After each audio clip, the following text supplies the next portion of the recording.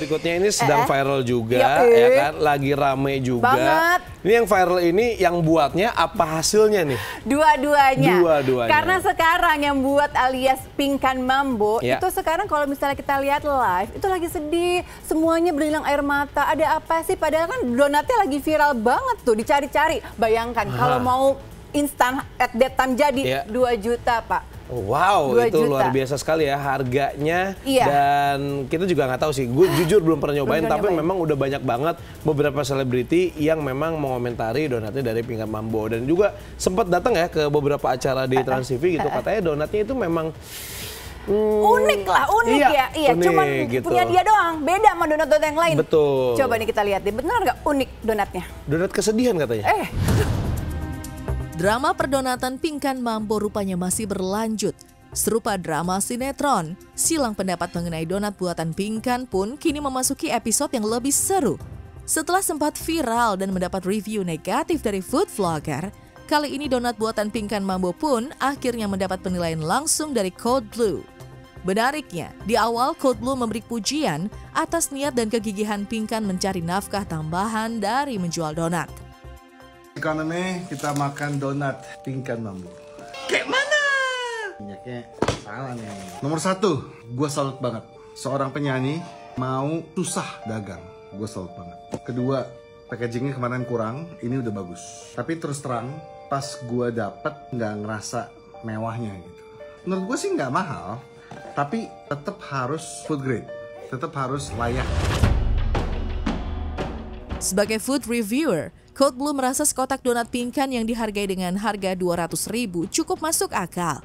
Ia juga sangat memuji kejelian Pingkan yang cepat merespon masukan dengan langsung menggantikan kotak kemasan dengan kemasan yang lebih bagus.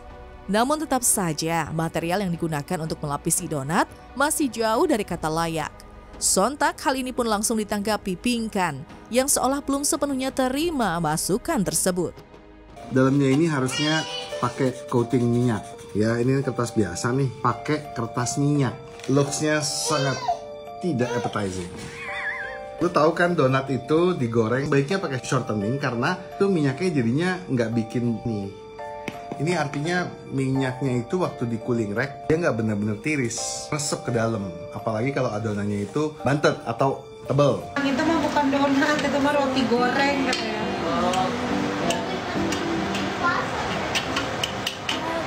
Siapa suruh beli? Beli aja nih rasa. Itu ada yang minyak licin. Yang licin yang bagus itu. Maunya itu, tapi dia salah paham di telepon. Aku nggak kesono kan telepon. Pikirnya dia ngerti. Tetap bungkus nasi yang licin. Dia yang licin, yang putih bagus ya. Iya. Masukan Code Blue untuk Pingkan agar gunakan kertas minyak di setiap kemasan donat buatannya memang ada benarnya. Pasalnya, gara-gara Pingkan gunakan kertas biasa sebagai alas, minyak hasil gorengan donat luber dan menyerap ke kemasan. Namun yang mengejutkan itu belum sepenuhnya. Code Blue pun sampai harus memeras donat tersebut sampai minyak yang meresap bercucuran keluar. Sontak hal ini pun sempat membuat shock. Ini minyak semua nih. Oh my god. Ini minyak semua. Ini adonannya menurut gue udah bagus nih. Pingkan Mambo hebat. Dia perbaiki resepnya kayaknya. Kalau lihat begini bentukannya kayak ini. Lo perbaiki juga resep coklatnya. Dia nggak nempel juga ke atas donatnya. Jadinya nggak cantik gitu. Apakah salah jualan donat kayak roti goreng? Nggak salah. Donat itu ya roti goreng. Tapi ada yang salah dengan resep lo. Untuk donat ini nggak enak. Untuk makanan, this is good. Itu, hey, maksudnya Mbak, ini lapangan kerja orang loh. Kamu nggak tahu betapa aku tuh ngasih makan anak dari sini loh Mbak. Kalaupun donat ini nggak bagus, donat aku itu empuk loh Mas. Ya jadi itu bohong kalau donat aku itu keras. Dan donat aku mungkin emang keras kalau dalam perjalanan 1 jam. Tapi ketika itu masuk microwave, itu memang harus ketika wajar lah. Mungkin kalau donat yang lain mungkin sampai rumah empuk. Tapi kalau donat Pingkan harus kalian microwave dulu 1 menit. Baru dia bisa dinikmati, kecuali kamu datang di depan rumah Pingkan langsung dimakan. Tapi kalau udah pakai Gojek 1 jam, itu harus microwave dulu 1 menit. Karena donat Pingkan itu persyaratannya bukan karena keras, tapi karena donat lain memang masih empuk. Aku nggak bilang donat lain satu merek ya, tapi menurut Pinkan jauh. Semangat Pinkan untuk mencari nafkah tambahan dengan menjual donat patut diacungi jempol. Begitu juga dengan niatnya ingin menekuni bisnis di bidang makanan, harus didukung. Kendati demikian, Pinkan tentu harus banyak belajar, menerima masukan dengan perbaiki kemasan, cita rasa, hingga penampilan donatnya, agar bisa diterima oleh konsumen. Ironisnya, alih-alih menerima masukan, Pinkan justru menangis mengeluh kelelahan.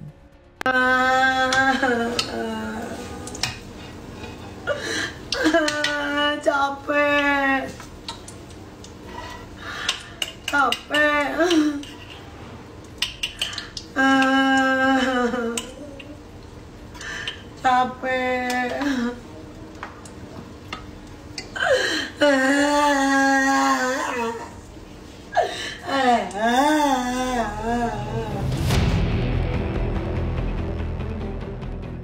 Tak sampai di situ saja, saat tampil menjadi bintang tamu di acara televisi, Pinkan juga sempat menitikkan air mata ketika mengurai cerita tentang dirinya yang sempat mengeluarkan sang anak dari sekolah favorit karena kekurangan biaya. Namun hal itu justru membuat warganet kesal, menganggap Pinkan menjual kisah sedihnya. Ada, tapi sedih banget. Coba sampai.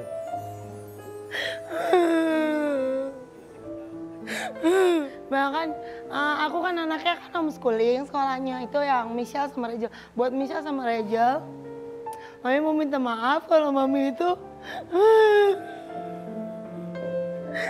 dulu kan aku keluarin Rachel itu dari sekolahannya itu karena itu nggak boleh ikut belajar karena belum bayar uang sekolah kan.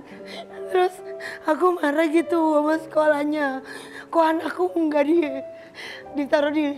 diizinin ujian gitu. Aku keluarin aja dari situ. Kalau orang kritik udah lu diam aja, lu terima aja. Jangan jual kesedihan, dijual terus gitu. Digoreng terus. Terlepas dari respon warganet, Pinkan Mambo tetap jadi sosok yang berjuang penuh untuk anak-anaknya. Perjuangannya untuk mencari nafkah dan menyekolahkan anak-anaknya begitu gigih.